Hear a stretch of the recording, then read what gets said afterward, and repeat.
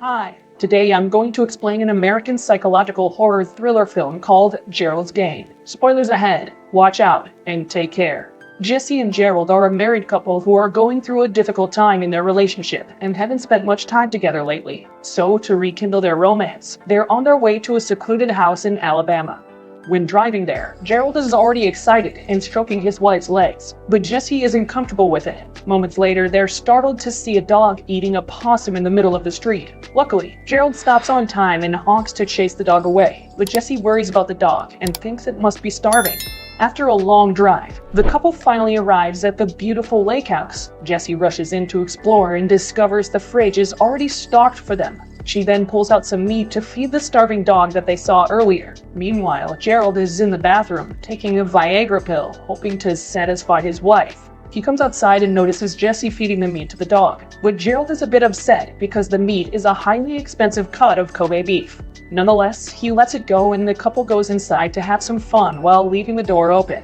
Jessie then changes into a suggestive nightgown and removes its tag, which she places on a shelf above the bed. Gerald appears with a handcuff, which surprises Jessie, but she doesn't react to anything. She binds his wife to the bed and explains that he didn't want to use cheap handcuffs because they break easily. He then takes another Viagra and places his glass of water on the shelf. Gerald begins to act out a stranger rape fantasy, ordering her to scream for help and claiming that no one will hear her. This makes Jessie uncomfortable, but she goes along with it.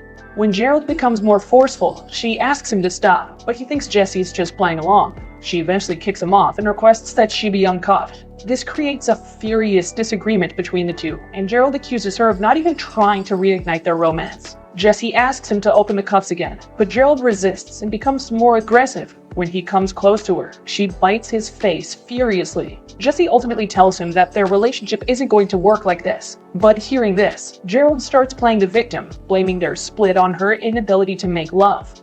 All of a sudden, Gerald begins to grip his chest as his breath tightens, and just like that, he collapses dead on top of Jessie. She initially assumes he's playing games with her, but soon she realizes he's no longer alive. She then tries to wake him up with her feet, but instead causes him to fall and bang his head on the floor. Jessie shouts for Gerald to wake up, and even screams for help, but a pool of blood begins to flow from Gerald's head. After a few hours, Jessie realizes she's in a dangerous scenario. Her screams are ineffective because the house is secluded, with no neighbors in sight. She starts hearing some rustling outside the open window, and light footsteps entering the house. However, it turns out to be the stray dog from earlier.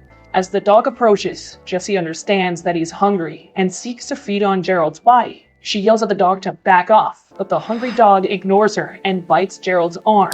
Jessie then bursts into tears when Gerald wakes up with a wounded arm. She's relieved and asks that he quickly uncuff her. However, she notices that the dead person is still lying down. She freezes in shock, realizing that the man speaking to her is only a delusion. Imaginary Gerald scolds her for wasting time calling for help when no one is nearby. He also calls her a coward for escaping reality, inventing parallel realities and manifesting ghosts. Jessie then becomes enraged and suddenly, she yanks her hand out of the restraints and is free. Nevertheless, she quickly realizes that this is her other delusion, and that she is still cuffed to the bed. Soon, her two inner hallucinations begin to argue with each other. Fake Gerald says her hand won't fit through the cuff, but fake Jessie thinks she can. She also urges the real Jessie to give it a shot, as her time is running short. It'll be dark in a few hours, and she may die from dehydration. These two remind Jessie that Gerald had placed a cup of water on the shelf. She tries to take the cup only to discover that she's unable to drink from it.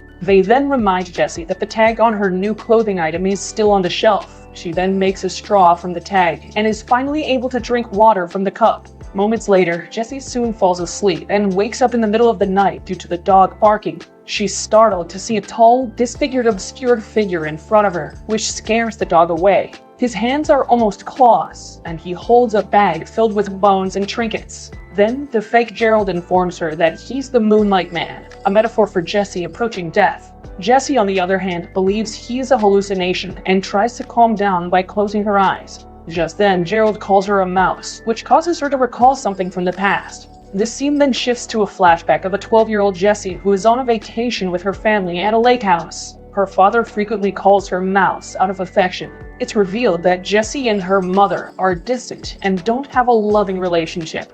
Her mother and siblings board a boat to see the eclipse, but Jessie and her father stay at the house. Her father informs Jessie that the dress she's wearing makes her look like a proper young lady. He then suggests that she sit on his lap as she used to when she was little. The girl innocently obliges, but her sick father begins masturbating himself while she sits on his lap. Back in the present, Jessie awakens from this nightmare in excruciating pain since her blood flow has been cut off. Imaginary Gerald then asks why Jessie never shared this memory of her father with him. Jessie claims it's too difficult to speak about and that she wants to forget it. But imaginary Jessie informs her that this is exactly why she married an older man and a lawyer like her father. Jessie is still haunted by guilt and shame over what happened. She begins to place blame on everyone except her father. She even justifies his horrible behavior by claiming he never touched her and only touched himself with her on his lap. Jessie closes her eyes once again and begins reliving her childhood. She is in her room this time, having returned from the traumatic lake trip. Her father approaches her and apologizes for what he did, but he tactically threatens her not to disclose it to anyone. He implies that it was her fault for luring him, and that if she ever tells her mother about it, she will most probably resent her. Jessie awakens the next morning to find the strange man licking her feet, but she soon realizes that it's the dog that's gnawing on her foot.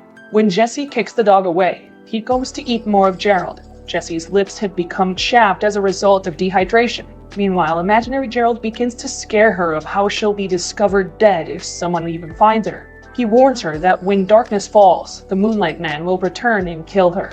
Later that evening, Jessie has another dream in which she meets her younger self. She apologizes to a younger version of herself for failing to take a stand against the abuse. Jessie admits that anytime she looked at her younger sister, she felt terrible and frightened that her father would do the same to her. The younger Jessie reminds her that she has all she needs to go through this hardship. This brings back memories of Jessie at dinner that night in the lake house. As her mother asks if Jessie had fun with her father, Jessie squeezes the glass cup so hard that it shatters in her hand. Her father helps her, and her mother just stares at her, confused but concerned. This vision leads Jessie to realize that she can cut her hand with the glass and then use the blood to get out of the handcuffs. She raises her gaze to the glass resting on the plank. The imaginary Jessie agrees with the plan, but tells her that it would be painful. Gerald, on the other hand, believes it's beneficial since the blood will serve as a lubricant. He cautions her one more time, to which Jessie answers that she has no other alternative. However, she needs to finish everything quickly because she's already dehydrated. Jessie immediately snatches the cup and smashes it on the rack. She then cuts her wrist and the palm of her hand with the shard. Then she struggles desperately to get free from the restraints while almost skinning herself alive. Jessie almost has a heart attack when she sees her skin hanging off her hand, but she doesn't waste time and moves over to the other side to release herself. She grabs her cell phone with her feet, only to discover that it's dead and has to be charged. She carries the bed over to the counter and unlocks herself with the key. She then wraps her hand to prevent further blood loss. However, she soon becomes lightheaded and falls on the floor. Sometime later, Jessie awakens to see the dog trying to gnaw her arm off. She chases the dog away only to discover her husband's face bitten on the floor. As she gets up, the dog senses something in the hallway. He growls and then immediately runs away. Just then, Jessie notices the Moonlight Man in the corridor again and decides to approach him.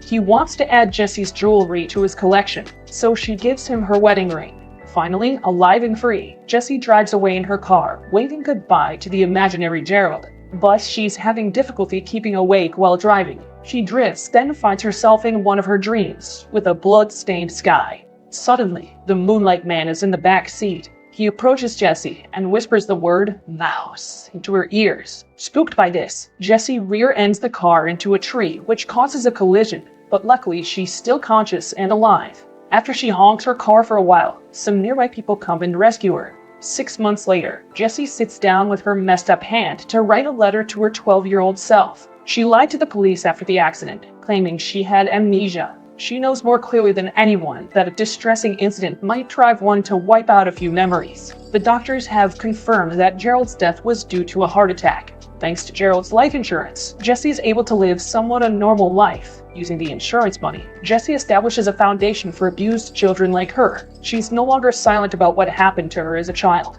However, she claims that no police ever discovered her wedding ring. Meanwhile, almost every single day, she remembers being trapped and is tormented by the same question: what happened to her wedding ring? Did she truly give it to a ghost who she mistook for her death? The question that neither the cops nor the reporters on the scene can answer. She's disturbed by his presence every night, where her vision of Moonlight Man has red flashing eyes and sometimes doesn't even have a head.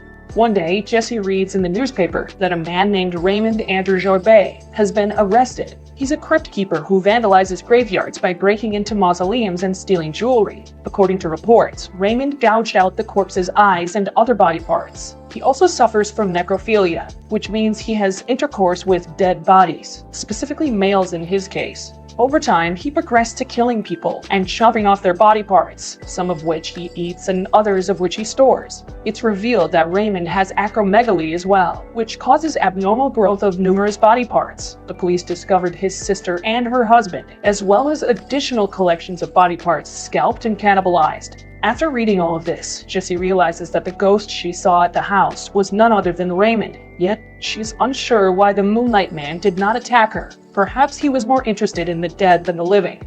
Following this, Jessie decides to pay a visit to the notorious killer to find out the truth. For 6 months, the Moonlight Man has been haunting her, and she finally thinks it's time to confront him.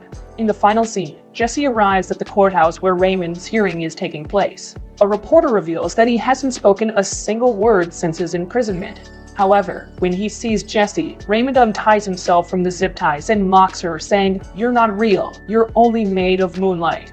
Jessie too stares at him in the eyes and begins to see both her evil father and husband in him. She then confronts her fears and tells Raymond that he's much smaller than she remembers. Jessie realizes that she had let her fears develop into something far larger than she could bear. The film then concludes with her walking out with her sunglasses on and the sun shining brightly. This signifies the end of Jessie's eclipse and the beginning of a new chapter in her life.